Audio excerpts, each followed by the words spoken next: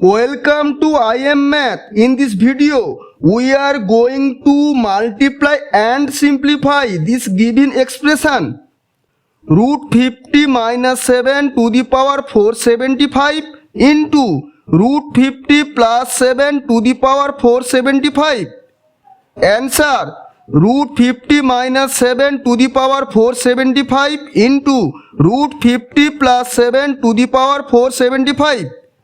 X to the power m into y to the power m equal xy to the power m, then equal root 50 minus 7 into root 50 plus 7 to the power 475.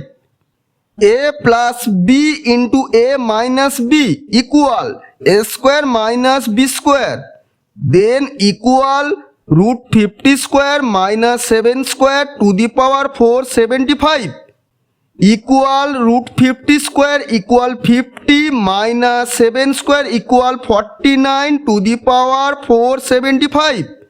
Equal 50 minus 49 equal 1 to the power 475 equal 1.